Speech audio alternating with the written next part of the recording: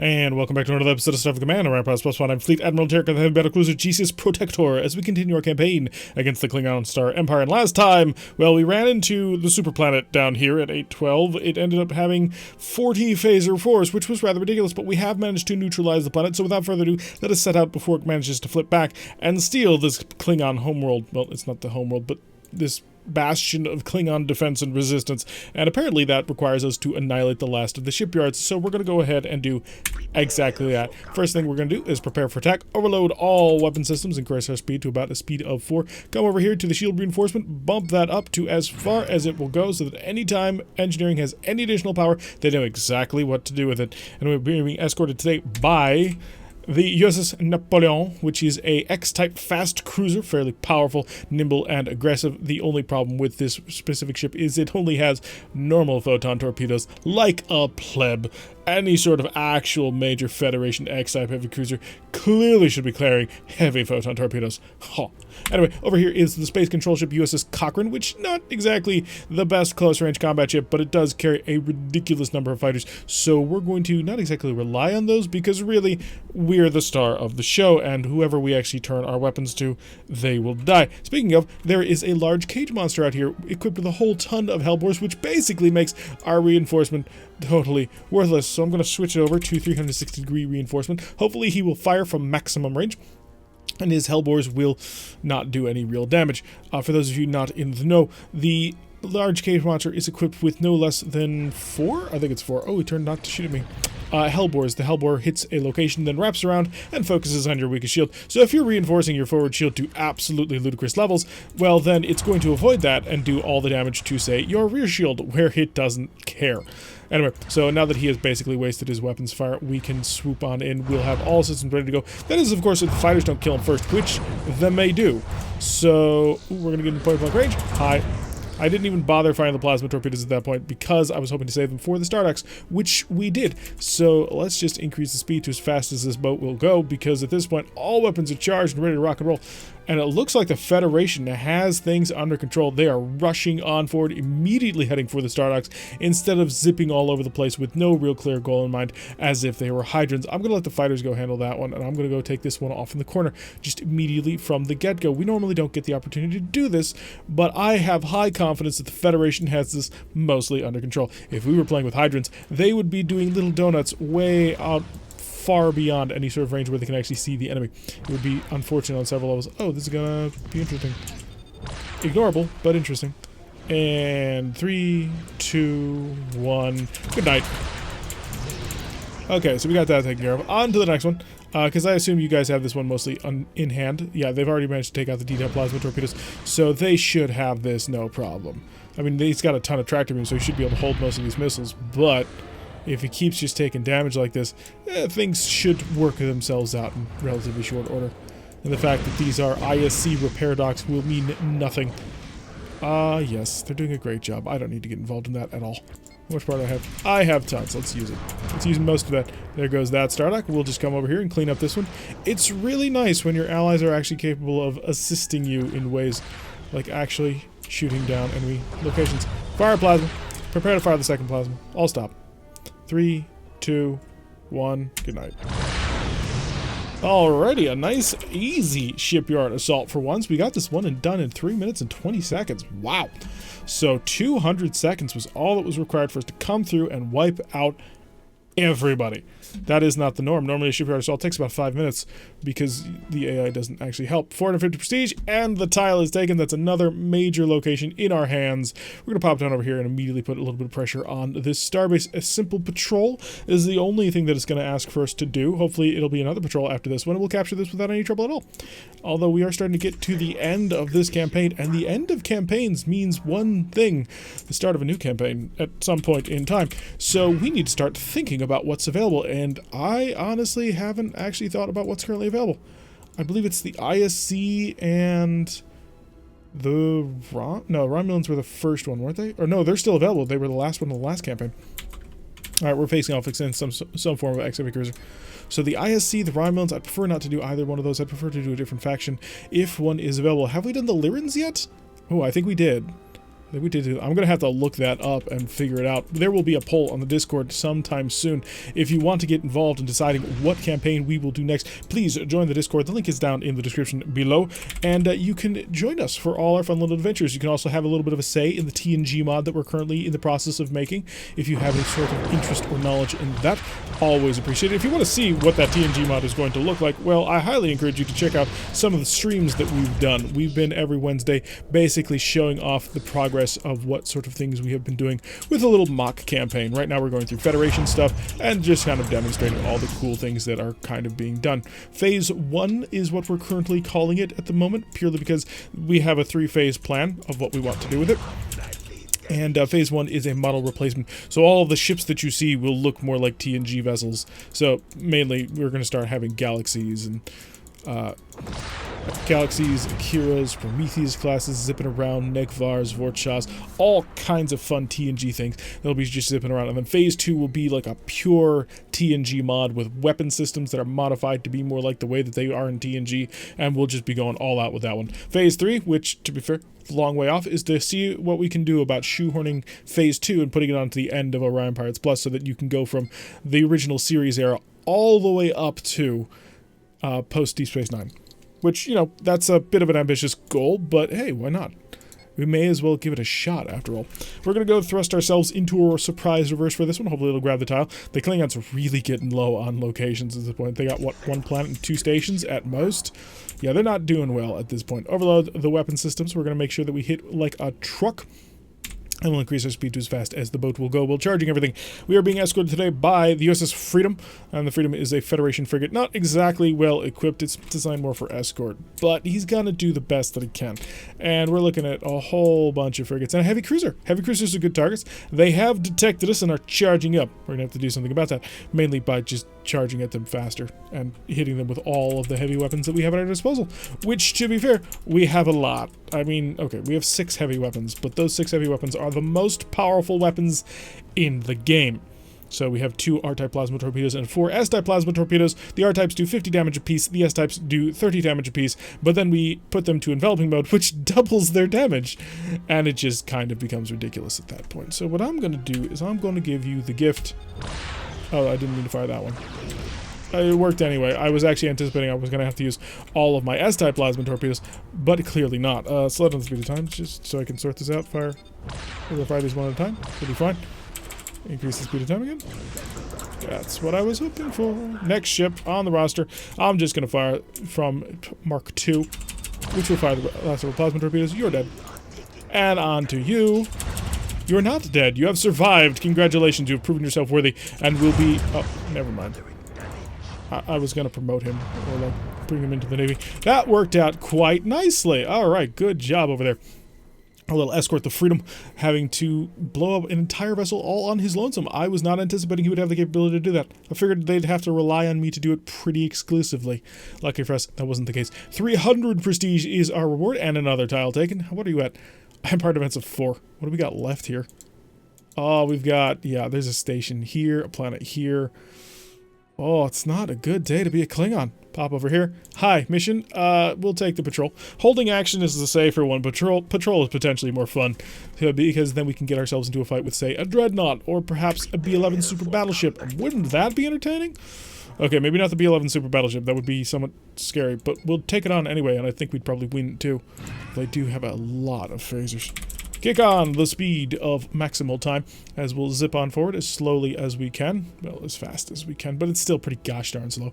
Alright, we're running into pirate heavy cruiser. What do you got? What do you got on board? You are a CVL. Yeah, you're dead. You haven't even realized it, but you are just... You don't even really exist anymore. You think that you do, but that is an illusion. For you died long, long ago when you warped into this sector and decided that you were going to start doing things that were contravening to the Gorn point. He's launched his fighters, he's aggressive, he's got an S-type plasma torpedo. Oh no! What can we do? Forward shields? Held. Okay. Prepare to engage with plasma torpedoes. Open fire. And done. Yeah. That's why if you didn't bring a Dreadnought, and you didn't bring numbers, you probably shouldn't be trying to fight us at this point. Really, at this point, I wouldn't blame the Klingons for capitulating at all, just because our ship is in the area. The Protector really seems to be doing a rather good job of annihilating everybody.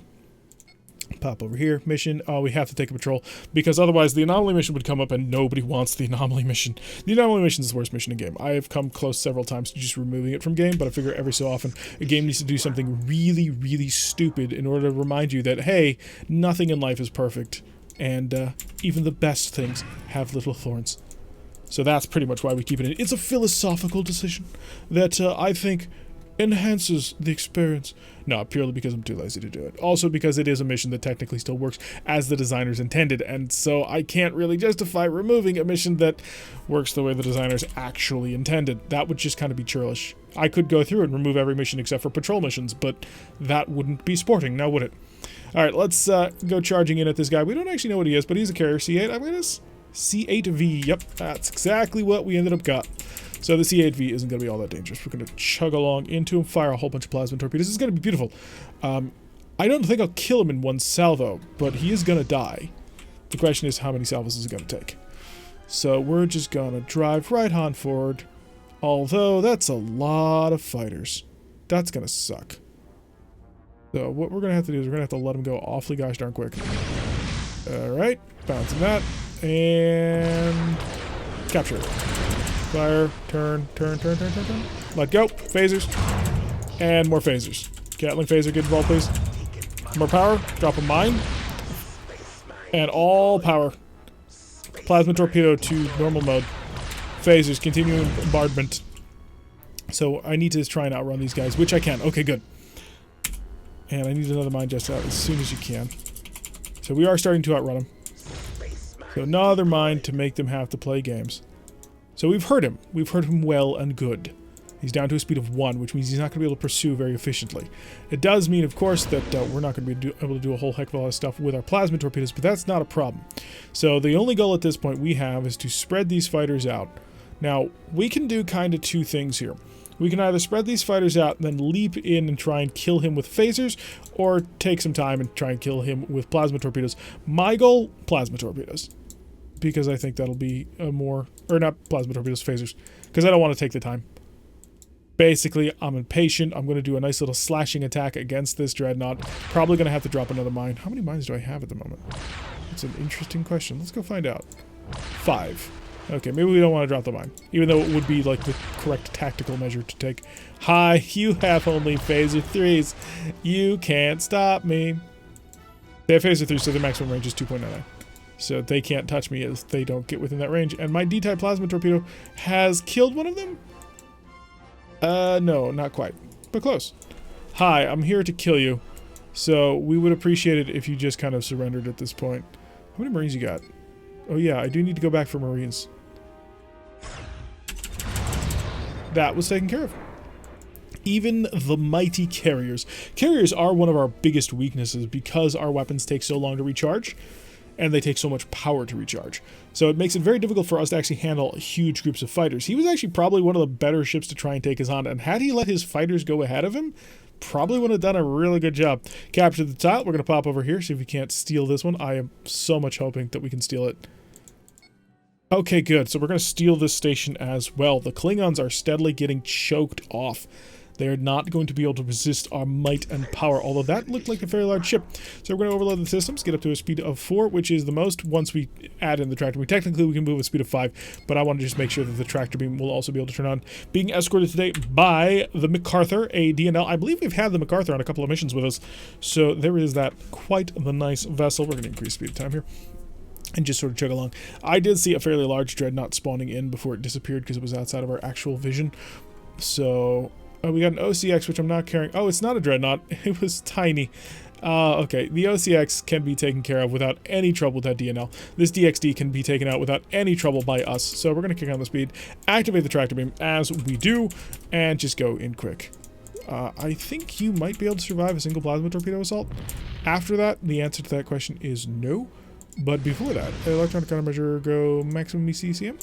Just to make sure that we hit with a full force. We don't want him to be able to stop any amount of firepower we send his way. And it's looking quite good. Alright, so... Goodbye. Maybe not, but I think so. No, not quite. Now goodbye. On to the next one. So we did have to use the phasers on that one. Oh wow, you're actually pretty impressive in terms of firepower. Huh.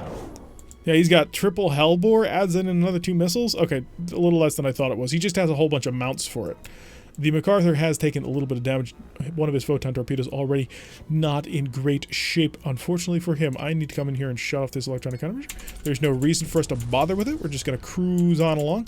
Get in there as quick as we can. Hopefully we can, you know, add in a couple of plasma torpedoes to the argument, which I think ought to help out. He does appear to have the ability to cloak, so that is a small concern. Let the Hellbore getting to work on him, dealing lots of damage all over the place. But yeah, the MacArthur is getting bodied by this OCX. That advanced technology, it is too much for a DNL to be able to handle. It was designed in an era where nobody had ever thought of things like that. So we're going to slow way down, give us a little bit of phase, or a little bit of protection. Hi, goodbye. He tried, but we got involved. We're an X-type heavy cruiser. At this point, a DNL is totally ignorable in terms of firepower. He just doesn't really add anything significant. Aside from his bulk, he survives. That's his key. Another 262 prestige for clearing out the entire zone, and the planet is ours. Lovely. Okay, I'm actually going to immediately jump on here. There's the station. What do we got? We got a surprise reversed or shipyard assault. Let's do the shipyard assault. Surprise reverse could be done in relatively short periods of time, but shipyard assaults can be very interesting. Defense Condition 1.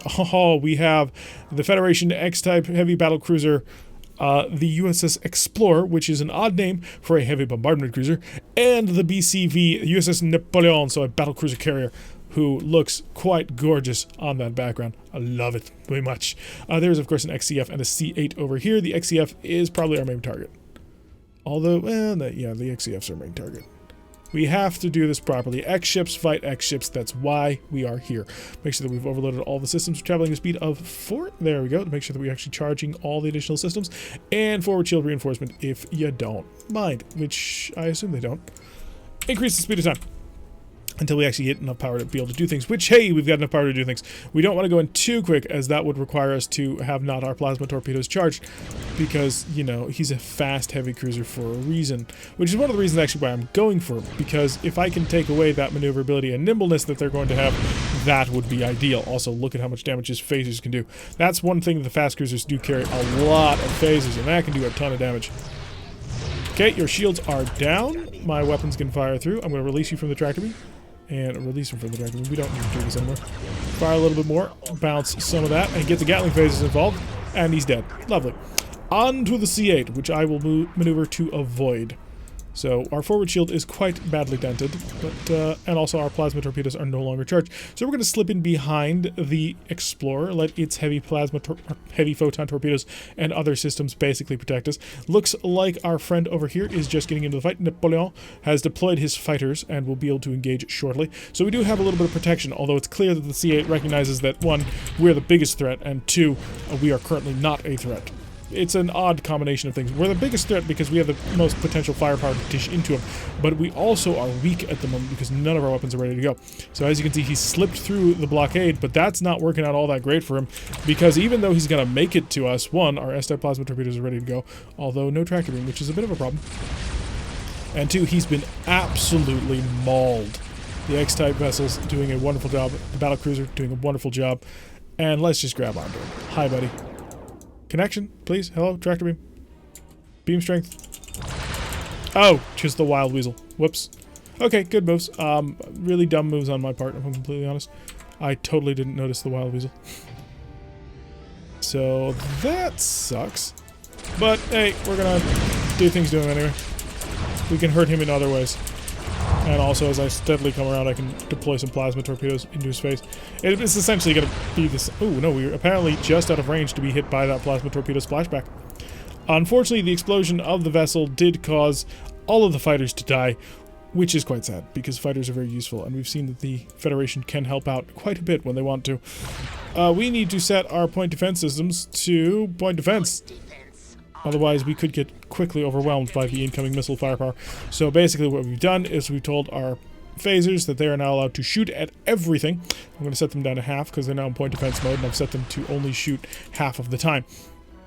So we just need to chug along, get in here, fire our weapons. It's going to be great as soon as we can get things mostly under order. We'll take those out with our D-type plasma torpedo. Unfortunately, the D-type plasma torpedo is going to run out of shots because the way it works is we have basically pre-packaged plasma torpedoes for the D-types, and we sort of load them like shells, essentially.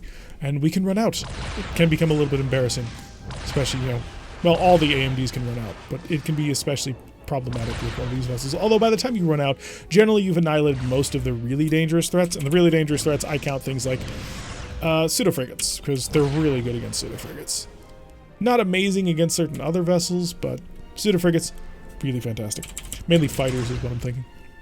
3, 2, 1, he's dead. And 1. On to the next one. It does look like the Federation, unfortunately, has taken a couple of lessons from the Lyrans. They are, or maybe not. No, they're performing search and rescue. Clearly, that's what they're doing. They're picking up all the Klingons who happen to have been abandoned ship. Now, clearly, the Klingons didn't intend to abandon ship. That's not what Klingons do. At least not in lore-wise, I suppose. But we're picking them up, getting some prisoners, gathering some intel, because they know that my heavy bombardment cruiser has this thing pretty much fully handled. Wait for a moment, wait for the rest of the weapons, and dead. I'm actually firing a little bit too much. I don't even need all that much firepower. On to the last one, where we can annihilate it in relatively short order. Let our point defense system handle it without a care in the world. Although he will continue his firepower eventually. It is slowing down the rate in which my plasma torpedoes charge, because then my weapons almost turn off, and it becomes a bit of a problem. I'm going to set this even lower, so hopefully it doesn't become an actual problem. My phaser capacitor should be able to handle it. And also, plasma torpedoes should be able to handle this in relatively short order. Okay, start to slow down so that we don't get too close. We don't want to hit ourselves with our own damage. Fire a plasma torpedo, wait for it to hit. 3, 2, 1, die. Perfect. Shipyard has been defeated, and another planet is now under siege. Although we do need to go home at some point kind of soon in order to get more Marines. It's basically the main problem at the moment is a lack of Marines, which can be resolved by simply going home. 450 prestige for knocking it out, and the Empire defense is a 55. We now know that they are down to probably a single planet and 2 stations. Gonna pop over here just to find out. It is just a single planet and a single station. So the entire Klingon Empire is now 5 tiles. Yeah, we're gonna take them on kind of soon. It's gonna take us a little while to take this planet, but once we do, I'm probably going to focus my efforts on this station. I might actually clear this out and take the station, and we'll focus all on the planet itself. But yeah, that's going to do it for today's episode. I've been Mirak. If you like what you've been seeing, hit that like button and subscribe. If you want to receive a notification every time I post these videos, press the little bell icon, leave a comment, and I'll see you all in the next episode.